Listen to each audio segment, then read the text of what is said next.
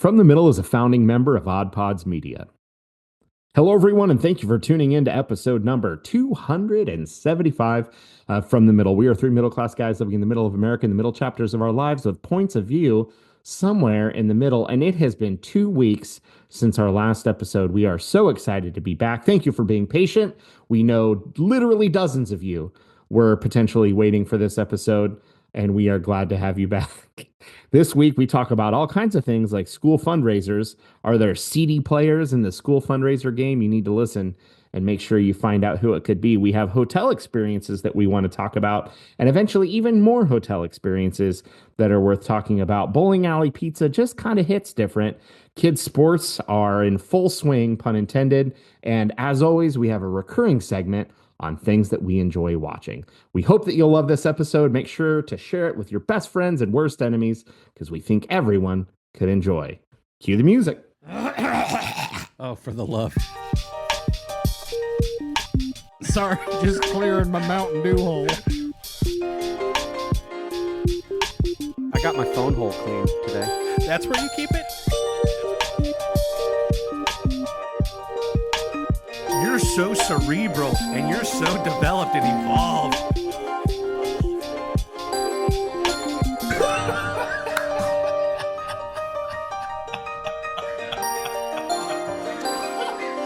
From the Middle after dark over here. Looking trim, Dilly. No, I don't know. Somebody got their ears lowered. A little Got bit. the ears lowered. He had the details done. He's wearing a shirt with a collar on it. Yeah. This is Yeah. amazing. Unfortunately, I had to wear pants today. Parent teacher conference. As Kendall pointed out, though, technically I didn't, but it's generally frowned upon if you don't wear pants. So here I am, pants and everything. Here you are. Here we are after a week off. Sorry to our local listeners who were really looking forward to an episode last week. Frankly, there was just too much going on across too many different time zones to make it happen. So thank you for the grace and latitude. But we are back and excited to catch up with one another and you. So how's everybody doing? What's going on? So we man, it's been an interesting long weekend here. Starting on Friday,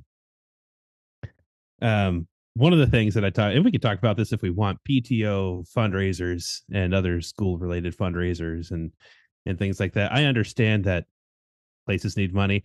One of the things, and I explained this to my kids, like one thing I really don't appreciate, is how they use kids, that they dangle a carrot in front of kids and they use kids in that way. And they say, well, tell your parents to give us money and then we'll give you this thing. I don't appreciate that that's how virtually almost every fundraiser is set up to be that way. Are you talking about the Mumpkins? We didn't do Mumpkins this year. Okay. But yes, I am talking about things like Mumpkins. Okay. Like cookie batter, or what is it called? Yeah. Cookie dough I bucket. don't mind fundraisers. I do mind dangling a carrot in front of kids. Yeah. Who it's not really in their control, but you're using kids as pawns to guilt parents is what you're trying to do. And I don't appreciate it. Anyway, that said, support your schools, support your PTAs, and be generous with your money. I am a believer in that. Just not a believer in manipulating children. Fair.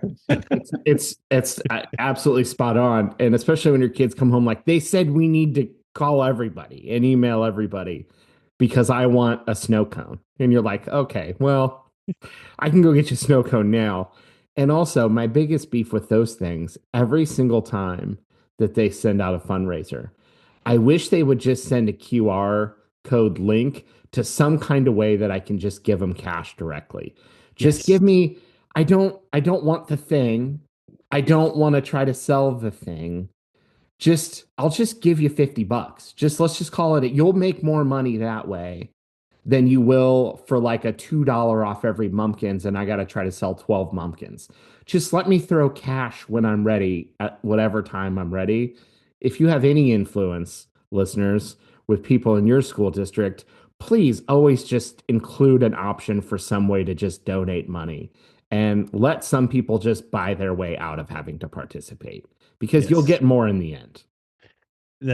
And so on Friday, what I appreciate, all of that to say, I like for the first time, I like a fundraiser that happened. Okay. They did a silent auction with various things donated by people in the community, which was a lot of fun. A lot of really cool things, like, a local honey bee apiary, whatever they're called, like donated honey, and there's like, you could be principal for a day, basically you just shadow the elementary principal for the day, and like things like that. You could have the parents bid on stuff like that. But also there was just a walkathon on Friday, and the whole idea was, from bell to bell during the school day, there's going to be kids walking laps around our building all day. Very simple, very just like, and then just like asking, you didn't need to raise enough money per kid to do the walkathon, just saying, hey, we're doing this walkathon, give us money if you can. Like, that was it. I appreciated that approach. And then parents were invited to the walkathon, and so I went to this walkathon and had to do both the third grade hour and the fourth grade hour back to back. And so that was fun. I found out that there's this recent statistic going around that most people, after they reach the age 30, will never sprint again in their entire life. For good reason, for some For of good us. reason. they probably shouldn't. Yeah. I when I heard that, I thought, like, I don't think that I've sprinted since I was 30. And like, actually, like, dead on, like, let's see how fast I can run kind of sprint. Friday I did. I'm 40. I'm a very large man. And I did on Friday, at the end of my personal 2 hours of walkathon stuff. My fourth grader was like, I want to run, because usually what had happened and what most parents did was let the kids run a couple laps, and then we'll join in and walk with them after they're tired. Isaac wanted to run more, and I'm like, oh, hold on. Okay, how about this? On the final stretch, you and I will run together. And I found out that I'm extraordinarily slow. I can still run. I didn't break anything, but my preteen is most definitely faster than I am now. And I didn't know that before. I know that now. So, Hey, there are people who are almost 30 that it's a health hazard for them to run. We all saw Deshaun Watson rupture his or tear his gosh. Achilles in the Bengals Browns game. You know what did that? Sprinting. Yeah. Yeah. Injuries are also on the rise, to your point, Kendall, because of pickleball. Doctors are saying injuries, percentages, and leg injuries, it's the running part, which is really the problem in people injuring their legs. So, yes, lots of us probably shouldn't be sprinting if we're not warmed up and well practiced. And Deshaun Watson is a seasoned athlete. And we're like, oh, I'm going to pick up this pickleball thing. And the minute you plant your foot wrong, your ankle just snaps like a twig. Ugh. Those Achilles injuries, man. They just. Ugh. Have you seen some of the close-ups of those happening? Like, you can Oh. see the ripple. No, I don't care for that description. Have you ever seen a bicep injury where the bicep just detaches at the elbow and just rolls up into the arm toward the shoulder? But it's been fun, guys. And that never really repairs. Like, you see guys that have like a half ball because it tore and it just rolls up like a what are those called? Fruit by the foot. Turns out I don't like injuries being described as rippling or rolling up. Okay, well, how about a kneecap that's in the wrong place? Have you seen? Yeah. I've seen that. Oh man. It's good to be back with you guys, and I love that this is all off the cuff. Not scripted, folks. Not scripted. This is just us hanging out.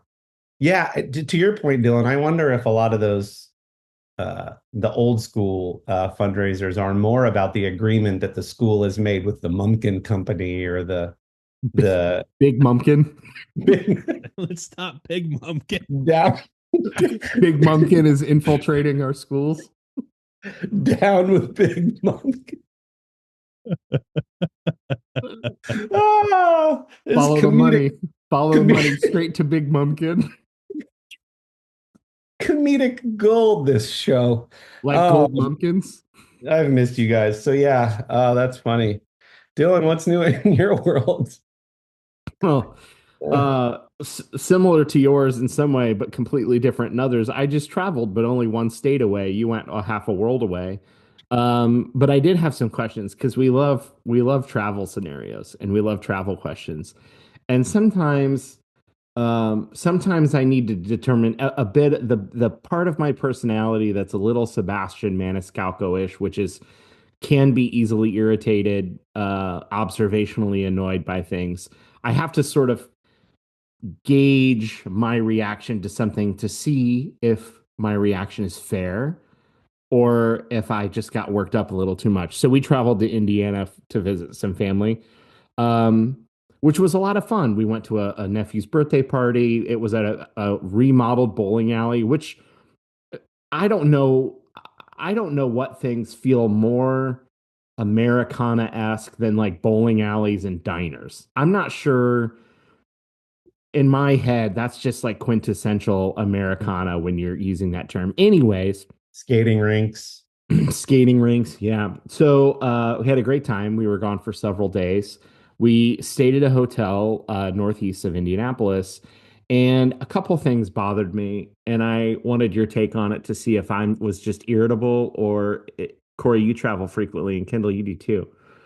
If this bothers you too. So hotels have started building in those outlet things into like the end tables. It feels like they're covering up wall outlets to put these things with a couple.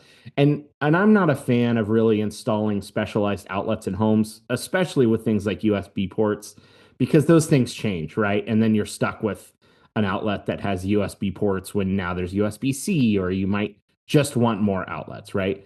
Right. So go in to our suite, pick my side of the bed, got the outlet things, no other outlets anywhere behind the bed or on my whole side of the room that I can use, except the one right there built in. Neither outlets or USB ports work. So now I've got several They things never that do. I never do. They never work in those things. And so now I'm annoyed because I have things I need to plug in that's like, important. And I was kind of annoyed by that. And I don't know how frequent, is it just me? Do I have bad luck, or do you guys frequently encounter that? That's one question. They work 25% of the time. Mhm. Yeah. Okay. So not just me Not just you. not just me. And So if they do work, like they're so loose that it's just like They're very touchy. You have to like prop something under it so that it's pushing at just the right angle so that the nodes are touching where they're supposed. It's like they're both cheap and overused. okay. All right. So not just me. So then I'm thinking, I feel like the cleaning staff need outlet testers on their cart to just go in when they clean a room and test. Where the main outlets people are going to use. I'm sure they find leftover cords in them all the time. They know exactly. So they need like little testers and then to call like the maintenance staff to replace them frequently. So that's one thing. The other thing is, have you noticed do the TVs in the hotels now does that experience feel like they're trying to make it better, but it's actually gotten a lot worse? In that, like, they try to do, like, some hotels will do the welcome message on the screen, and they're trying to just do connected to the internet. Does that feel like more of a hassle to you than just having a coax cable with normal cable channels and a guide? Because I feel like the apps don't work. I don't know if I want to sign in at a hotel. Then it's based on streaming for some of the channels, and then the streaming glitches a lot because it's not. Does that feel like they tried to make it better and they really miserably failed, or is that just me?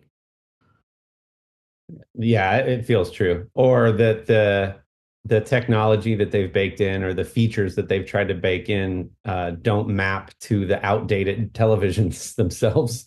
And so there's like a lot of lag, or like you push the menu to go up and down the channel guide, and you like push down, down, down, down, down, and then it goes down, down, down, down. There's like a 3-second delay. You're like, what? The best part about that is when it says "Welcome, Kory Hubble," and you're like, "Well, that's a nice touch." And then everything after that is a bad experience. Yeah. You walk in and the TV must like turn itself on and have that message, or like they just leave them on. That's about the only thing that I think is like it's nice for about 1.5 seconds. And then I I'm like seeing my name on the screen and whatever like ambient music you're playing, and I know everything after that is gonna be bad. gonna be, are they just Yeah. assuming everyone's using a tablet at that point? Yeah, I think so. Or they just people just put whatever on in the background just for Okay. ambient. Yeah, normally I wouldn't care, but it's college football season. So I'm like, if I'm at the hotel, I actually do kind of want to use the TV because I want to see what games are on and how things are going. There was some great games over the weekend. So like it was actually kind of important, not more important than what we were there to do, but like if I'm going to be at the hotel anyways in the room, I actually want to try to use this. Okay. I just needed to get a gauge. I'm with you there. I think that in a situation in a hotel where everybody who's going to be using the television is not familiar with it right now as it is, you're familiar with your TV and your setups. If you were to go to someone else's house and they have a different brand of smart TV than you, it would take you a second to orient yourself to figuring out how to do what you want, and you might not know what it is they have available.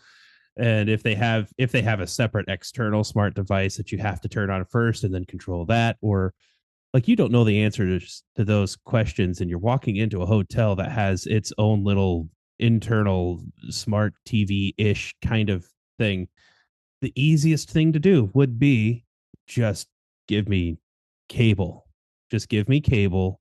Everybody knows how to operate that and push channel up, channel down. Let's just do that. And that way nobody has to orient themselves to anything. So make it the most universal, because that's the place where it should be the most universal. Yeah, I think, and to that point, if you're going to put things like a YouTube app or Netflix app on the TV, just have commercial accounts created that you pay for, as like you work out a deal with Netflix and YouTube to just say, we're just going to sign in and lock those accounts so that you can we got it. Just go in and use it, set some parental controls and just be done with it, or just give me the cable and the guide back, because Yeah. it's like I don't want to sign in and then forget that I signed in and then leave my account signed in and then weird stuff pops up. Yeah, it's a whole thing. Overall, it was a nice time. We enjoyed the hotel, had those minor annoyances. The last question was, I saw a meme the other day, and it was me at home, and it was like somebody sleeping or something, like lounging in bed with the alarm clock at like 10 a.m. or 11 a.m. And then it said me at the hotel, and it's like 6 a.m. bright and up and early because breakfast. Are you those people? Are you the I'll get up, I know I don't want to get up bright and early, but if there's good food involved for breakfast at a hotel, I'm gonna save my $10 I would spend at Starbucks and I'm gonna go own that breakfast buffet. You said good food. It doesn't even have to be good food. It can Yeah. be mediocre breakfast food, and I'm getting up early because it's just I love a good breakfast and I love a hotel breakfast the best. I might be at 100% at not missing a free hotel breakfast. Yeah. Okay. I don't think I have ever not woken up in a hotel that has free breakfast and didn't get it. Yeah. It's the only time I find myself bargaining with my family to get up earlier.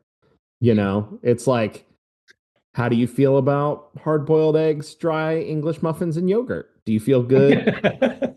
Sounds good to me. I think 6:30 at least is when Yeah.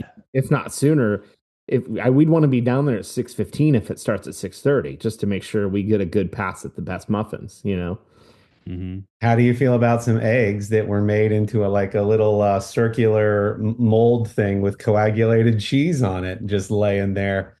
How do you feel about those? Yeah. Yeah. Some half-cooked sausage links. You in? Rehydrated scrambled eggs. Why not? Or- Let's do that. Free. Exactly. I totally agree. Although this hotel had a very nice hot breakfast buffet and omelet bar and all that stuff. So real nice. And if it has more than orange juice, you're like, this is fancy. What? Apple juice? Get out. Oh, 4 kinds of juice, my friend. Cranberry? 4 Wow. kinds of juice. And they have their I can't even think of 4 kinds of juices, Dylan. This is I know. crazy. It's the cranberry man just gets his juice everywhere.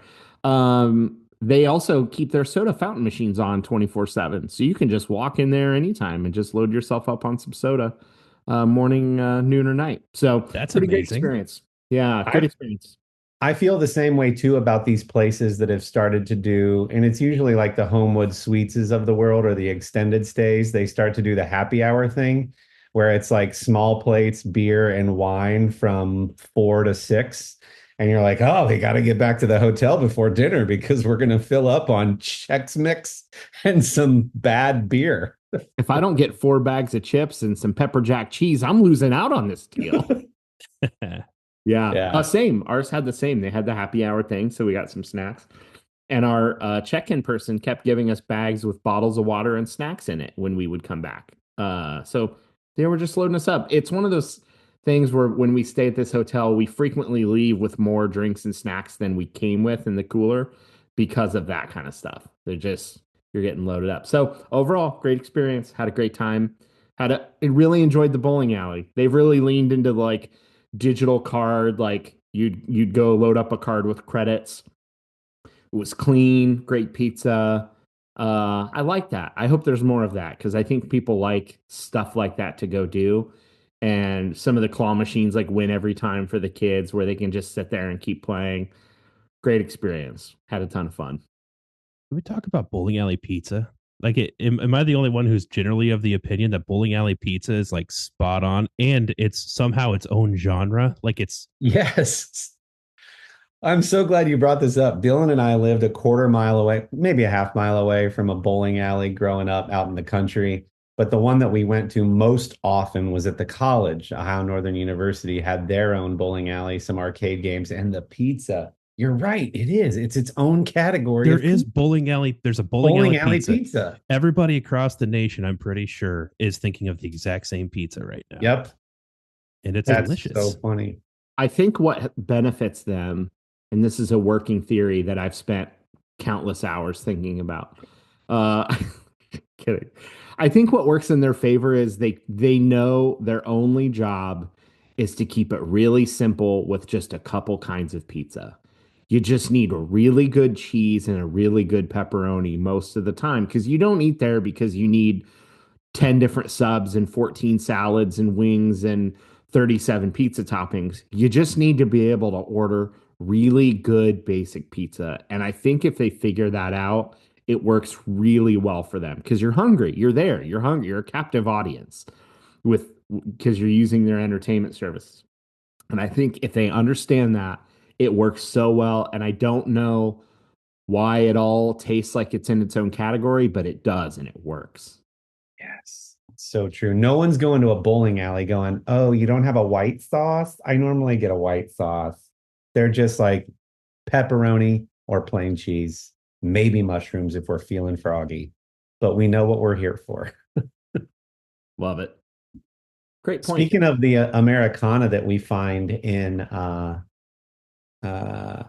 bowling alleys and arcades and roller skating rinks. And this feels tangential to the comments we've made before that charcuterie is basically just Lunchables for kids who grew up on Lunchables. It feels like we're bringing some of those things back now for the millennials, like these pins mechanical bowling, duck bowling places where it's like, hey, let's just do that really well on a slightly elevated scale with some IPAs. And like bowling alleys are coming back at places like, Star Lanes is the one near me at Polaris. And that's been around for a minute, but it feels like we're just bringing back some of those things with just like a slightly more elevated experience. Does that feel true? Yeah. I mean, we've talked about putt golf, mini golf, and the what's the name of the outfit? The highly digitized automation, like it's keeping score for you. It knows, like that's the same kind of thing. It's like we're people our age.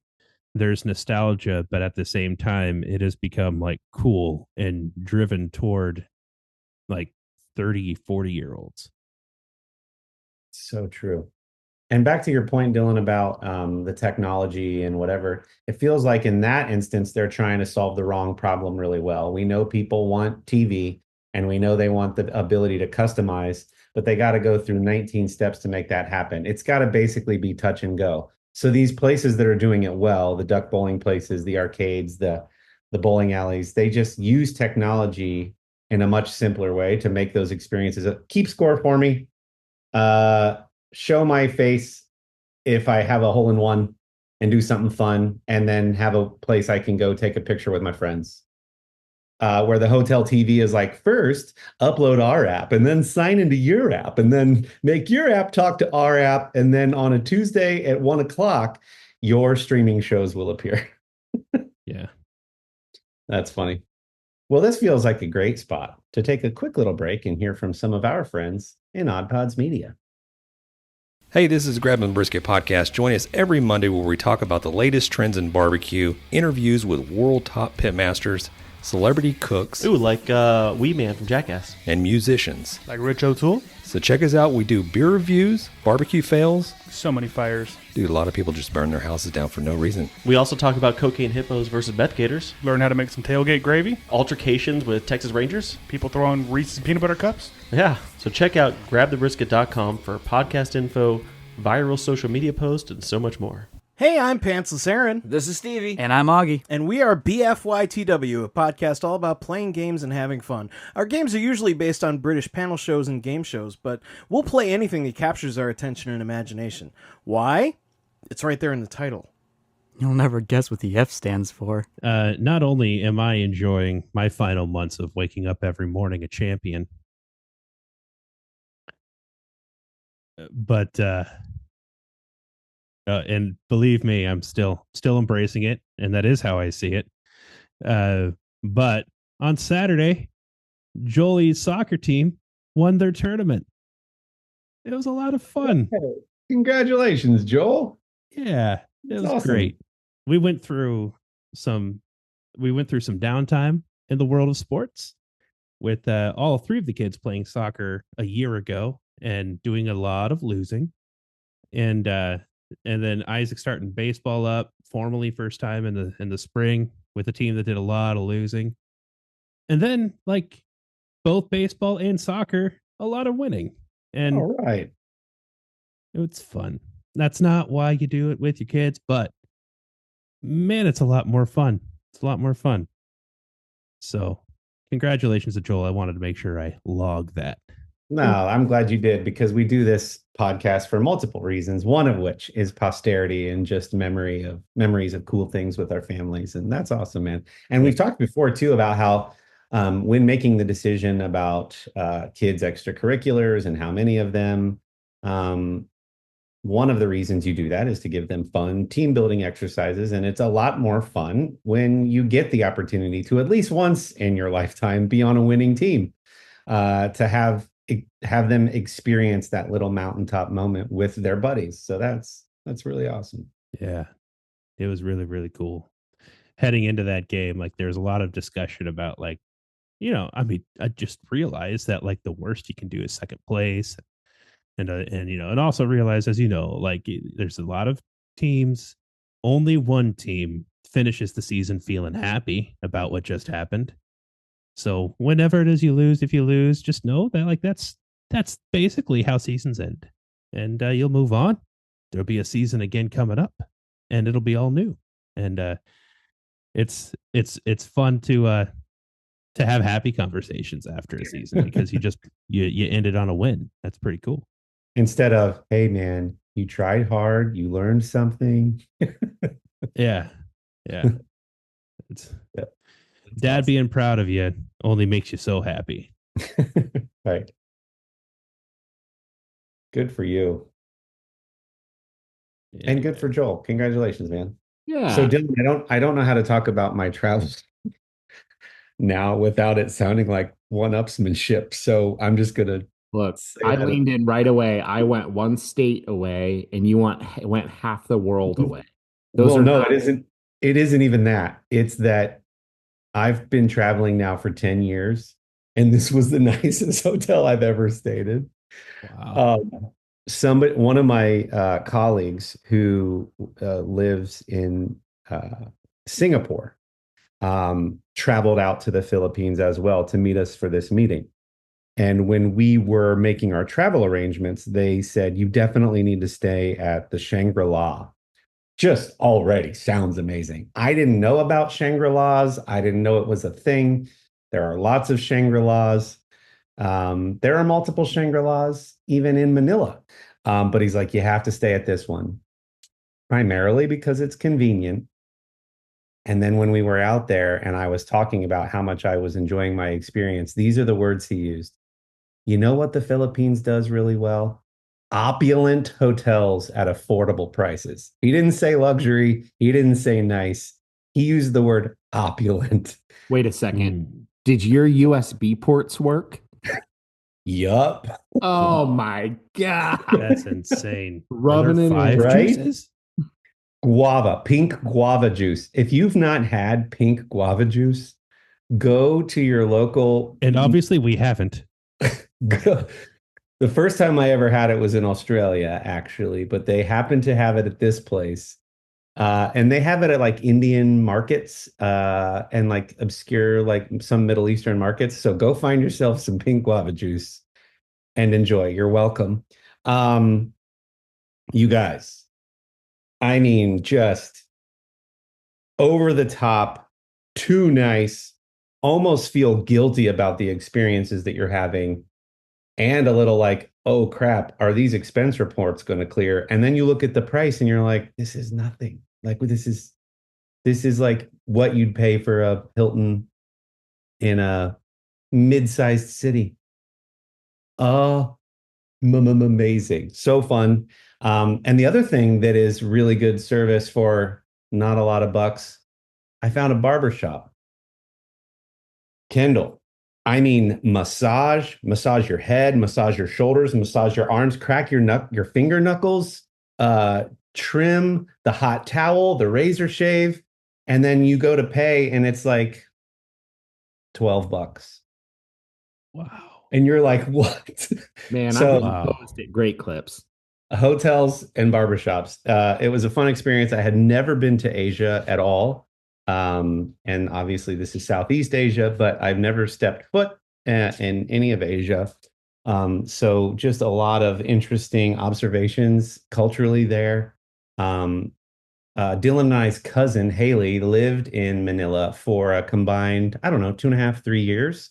So she had some recommendations for me on restaurants and also referred me to a church where some of her friends were still actively engaged. And so I got to, because I traveled over the weekend, I got to visit a church in the Philippines, which was very cool. Not at all what you'd probably imagine. The lead pastor has connections to Hillsong, which is a very well-known and a little bit controversial church. And but he's all good. So this was a part of that church network, you might say, and it was in a very nice hotel in one of their ballrooms, which is where they've been hosting their services until they get their own building, which was very fun. But yeah, this Shangri-La in like middle of the Philippines was amazing. And back to the hotel breakfast thing. Probably the nicest hotel breakfast I had ever experienced until this past trip was at the Grand Wailea in Maui, where there's like foods from all over the world, different cuisines. I sent you guys the video. I did a 1.5 minute tour of the, what would you say, 10 or 12 different buffet bars that made up this breakfast buffet. And it was, you guys explain it, because Yeah. it's one. Go ahead. It's like it looked like the best looking breakfast I've ever seen dropped into a like Golden Corral layout.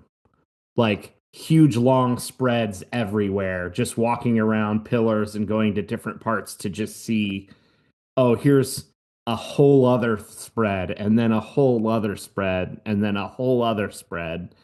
But not like a Golden Corral quality. So like Yeah. when how we think of an American buffet that's really sprawling with like different kinds of things, that's what it kind of seemed like as I was watching the video. Yeah, I got in a day earlier than my British colleague Lionheart, and I texted Lionheart, and I was like, dude, this breakfast buffet is insane. And he goes, the next morning, I was already at the office. He was going to come in a little later, and I knew he was there. And he messaged me on WhatsApp, and he's like, I'm paralyzed by choice. It was, oh, do you want Indian breakfast? Do you want traditional Filipino breakfast? Do you want nothing but pastries, savory and sweet? Do you want some ice cream or gelato? Do you want a whole fruit platter? Would you like potatoes and meats? We've got 4 different kinds of sausages.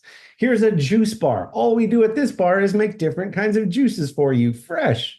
I mean, it was, do you want eggs, custom made omelets? Do you want different types of, it was insane. And it was thrown in. It was just thrown in for the Amazon rate for this hotel, since our office is right across the street. So it was just thrown in every morning. And I had 3 to 5 plates, small plates each morning of food, and was completely fine until dinner. I was just like, I'm just going to eat a massive breakfast, work through lunch, and then have a light dinner. It was the best. Smart move. Last thing before, if you ever find yourself in Manila, folks, definitely stay at the Shangri-La. Attached to the Shangri-La is a 2-story gym, on top of which is a covered tennis court, 2 tennis courts covered with like a big awning thing. In the basement of the 2-floor gym are a men's and women's locker room. In the men's locker room is a steam room, sauna, cold plunge pool, hot tub, and like 3 tile elevated like recliner things, so you could just lounge in the locker room in between sauna, steam room, cold plunge, hot tub in the locker room. I mean, amazing. Like one of the best trips I've ever experienced. But enough of that, because nobody wants to hear about that. Because of the 14-hour flights from SFO, where I connected, I watched a lot of movies, which is our transition to streaming. And I'll just list them off really quickly. In the motorcycle theme, I watched the new Austin Butler movie, The Bikeriders, which looked really good and was true story about a photographer / writer who followed the Chicago Vandals, a motorcycle club in Chicago between the years 1965 and 1973. So historically accurate, extremely interesting, very good acting, slice of humanity, slice of life type thing with the lens of like a motorcycle gang. And because I was inspired by that, I watched Easy Rider, the Dennis Hopper, Jack Nicholson classic I had never seen, and figured, you know what? I just watched The Bikeriders, so I'll watch Easy Rider. Insane. It's not at all what I had pictured or imagined that movie was all about. Isn't it funny when you find one of those, oh, you call yourself a cinephile and you've never watched Citizen Kane? You have in your mind what you think Citizen Kane is about, and then you watch it and you're like, this guy's obsessed with the sled? I don't get it. This felt similar. It was so trippy in the second half of the film, and I didn't. It's like an acid trip. The whole second half of the movie. Did not see that coming. You know, I'm a big A29 or A24. I always forget if it's A24 or A29. The studio. I think it's A24. Civil War. Wow. Takes place in the not too distant future. The United States is broken up by these different factions. California and Texas have gone together to create the Western Forces, and they want to basically assassinate the president, played by Nick Offerman. And it's a fascinating story of what the world could look like. And it's not post-apocalyptic, but it's a dystopian. Our country is split up into these different fighting factions, but it's all told through the lens of war photographers. So Kirsten Dunst is a celebrity war photographer, and a young girl wants to be like her and take war photos. And so they're traveling the US, trying to get to DC to interview the president before he may or may not get assassinated or leave the White House because he's under duress. So very interesting look at what could happen if our country goes to war, which with this election coming up doesn't feel like unrealistic possibility. Parasite, I finally watched the Korean award-winning Parasite. So good. I get why it won all the awards. And then right from that, I watched Dazed and Confused, the Matthew McConaughey 1976 last day of high school. It was done in the 90s, but it's about the last day at a high school in Texas in 1976, I believe. And then wrapped all that up with Don't Look Up, Leonardo DiCaprio, a whole host of other celebrities. And it's basically there's a meteor coming to Earth, and scientists and educated people are trying to educate the rest of society, and no one listens. And it's obviously referencing global warming and other things going on in our world. So, yeah, a mix of like political stuff, quasi political stuff, and like some timeless things I had always wanted to watch. And yeah, a lot of time on planes, a lot of time to watch movies. That's awesome. I have a few things that I've been watching. Still Agatha All Along, which has been really interesting. The Holdovers, that I think won some awards or was nominated with Paul Yeah, Giamatti. Paul And Giamatti. what a really nice kind of slice of life. I don't want to say dark comedy, but it's got some Try. it's a dramedy.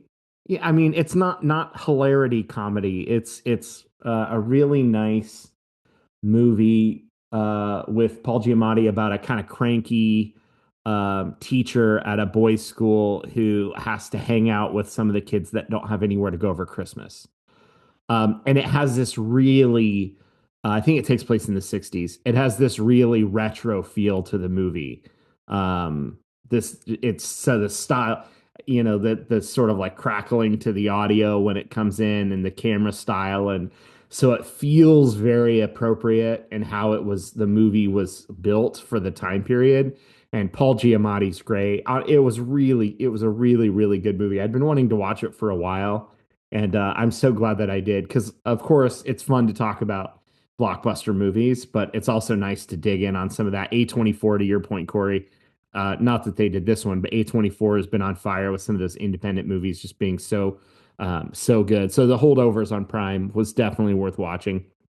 I thought that was a very like some parts just pull at your heart so much and are so sad and tough. The acting, I forget the actress, the black lady, she killed it in that movie Oh, when so she's talking good. about like her story. Oh my gosh, that monologue was, and then really, really sweet, touching stuff like the ending. And yeah, Holdovers, I highly recommend. And it feels like a good one to watch this winter. So it feels like if you heard our review, add that one to your winter I'm hunkered down in my house list. Yeah, for sure. And I don't really remember. I'm sure it's probably not a kids kind of thing, not that kind of funny, more of the adults. But it's nice to have some of those shows that don't feel like they've got to have something dramatic always happening.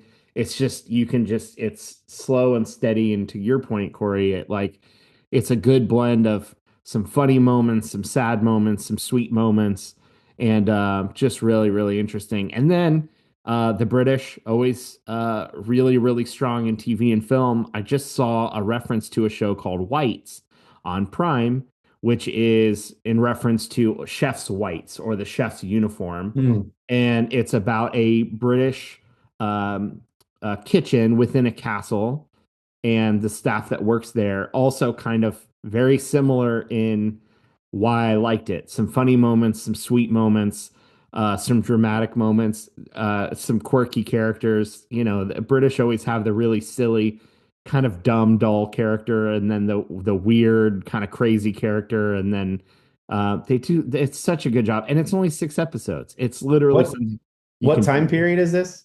Oh, current modern day. Okay, you Yeah. said castle, and I was like, Oh, oh, oh, oh, yeah. Sorry. It's a modern day show set in a castle in the UK where it's like a hotel kind of okay. hotel restaurant kind of thing. Just really good, like funny, quirky, easy to watch, some sweet moments. And if you watch British television, you'll probably recognize several of the main cast that are in it, having been in other things. So if both of those kind of similar mood you might be in to go watch them. Just want something that's like a nice slow burn, good mix of different kinds of tones, and really enjoyed both on Prime. Wait. So I on Sling watched Joker for the first time. I What'd you mentioned think? that I was going to, and I did. I loved it. Yeah. Oh, one. One. The I don't first think one. two's out yet. Well, I think it's in theaters. It's in theaters. Yeah. It's in Okay. theaters. No, it's.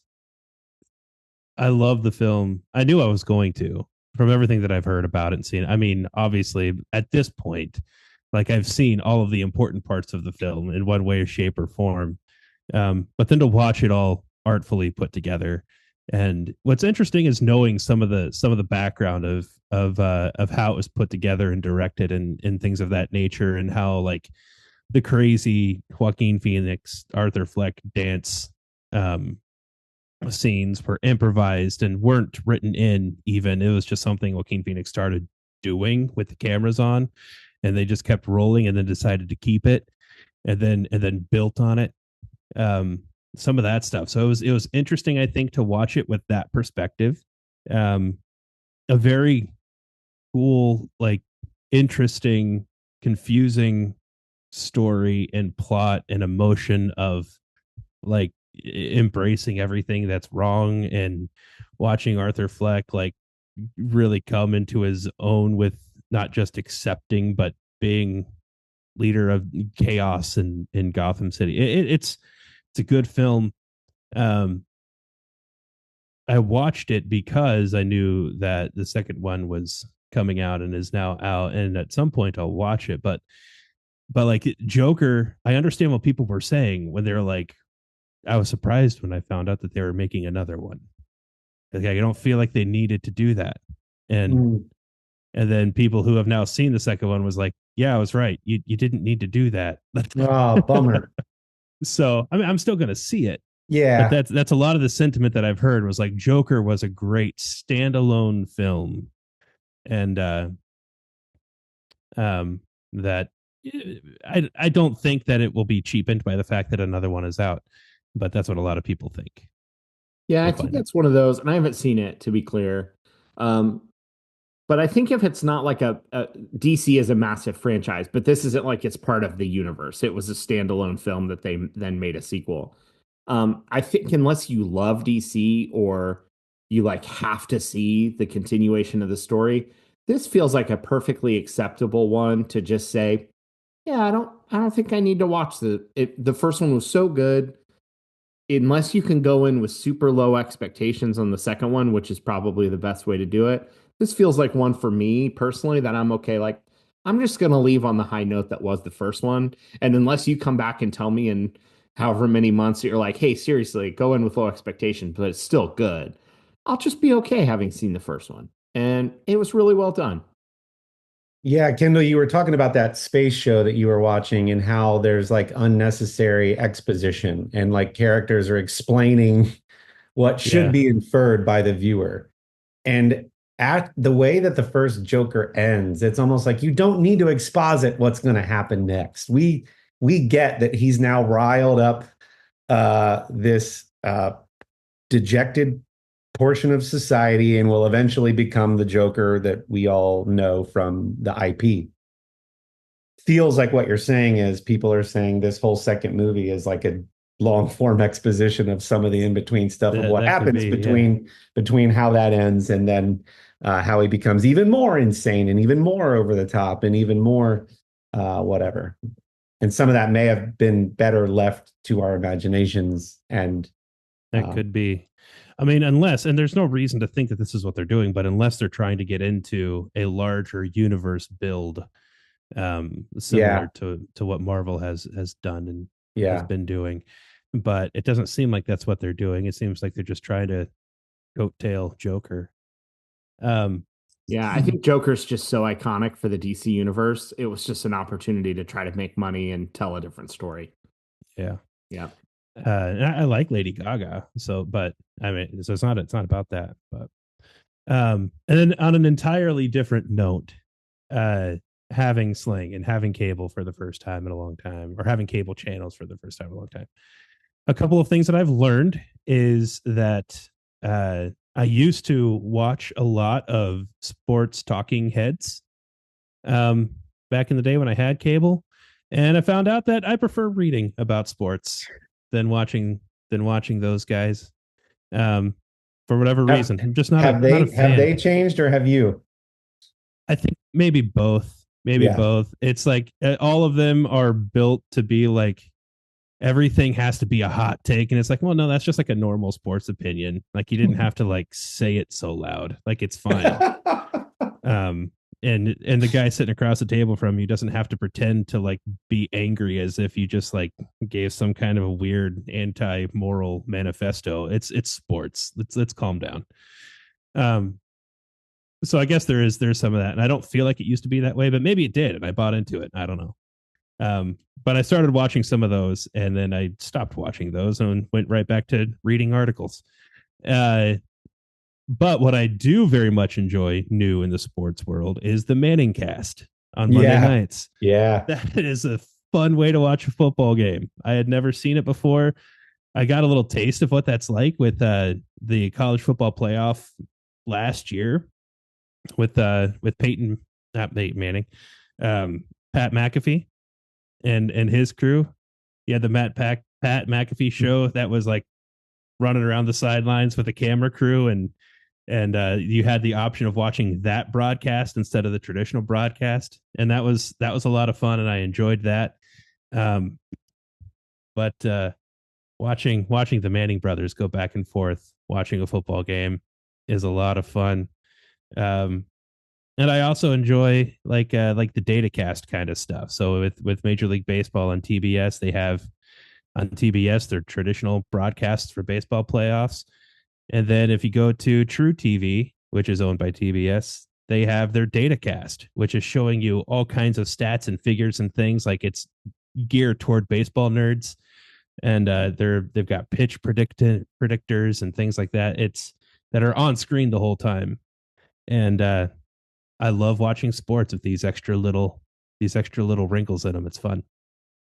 Couple of things there. On the Pat McAfee tip, I know he's polarizing, but I've seen a lot of comments on social media that people who used to love Game Day can't watch anymore because of him. And I'm like, he's fun. He's like, a lot of fun. He hypes up the crowd, and I don't know if it's because he swears occasionally, and generally Game Day was pretty, straight laced, but like he's a fun, edgy, he's loud and whatever, but I'm like, that's what makes it more fun. It's bringing it into there. So I like him.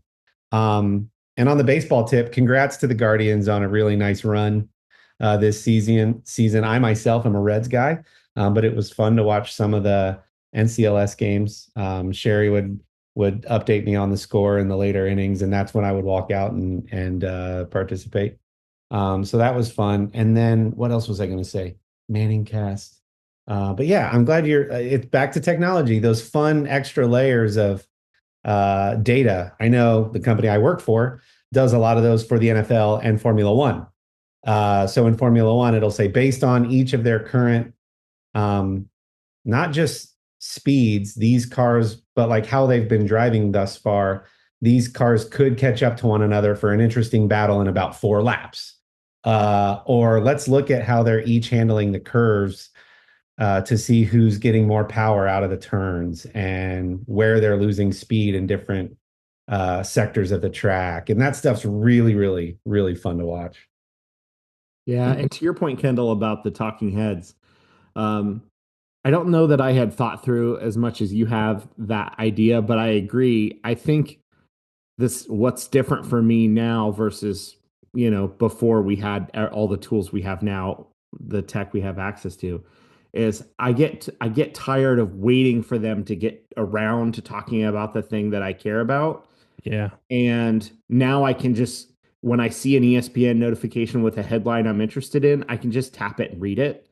And when I'm done reading that article, or I can skim it myself, I don't have to wait and see if they get to the point that I want to see that they're going to make or touch on a thing. So it's a little bit of that immediacy. Like I just want the stories I want when I want them. But I just don't want to sit and listen to stuff I don't care about anymore. And I don't mind some college football analysis. since that's my kind of sport of choice. But I just get at the end of the day, it's a lot of if this team plays better, they're going to win, and if the other team plays better, then they're going to win, and that gets old, you know. Some of the other stories are more interesting when they talk about, you know, conference realignment or stories about individual players that have something unique to talk about. That can be more fun. But yeah, I feel the same way. I'm just kind of at a point where I don't want to watch the revolving list of topics move through a queue and wait for the thing that I want to hear them talk about anymore. I remembered my question. Kendall, you brought up the debates that they have. Do you think they script those? Like, hey, in today's episode, I'm going to take a really hot take on this thing, and I want you to get really vocal and disagree with me to create a viral moment. Some of them I feel like they have to, just the way it works out. So you have some of those shows, I know historically, like that's what they're predicated on, is you have these two figures that are always at odds with each other. And for them to like never agree on a thing, even when it's not quote unquote their team, has to be choreographed somehow. Scripted, maybe not so much, but definitely like debate format, as in like you're going to be the pro, you're going to be the con. Like sports entertainment, I'm going to come in and I'm going to do this. I don't know exactly the moves, but I know that it needs to end this way. Yeah.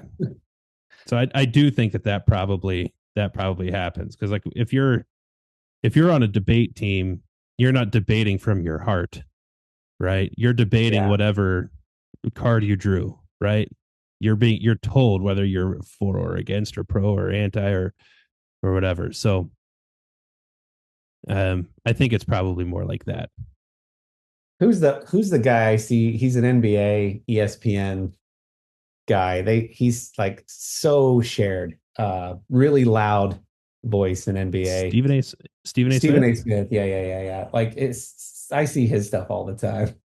Yeah, because he says stuff like he's so sure of his point of view. He's a caricature of a personality. Yeah. Which, I mean, but so is Pat McAfee. But it's like Pat McAfee is just trying to be funny, and I feel like Stephen A. Smith is like trying to come across as like super passionate and believes wholeheartedly in what he's saying. I don't know exactly what the difference there is, but there is a difference.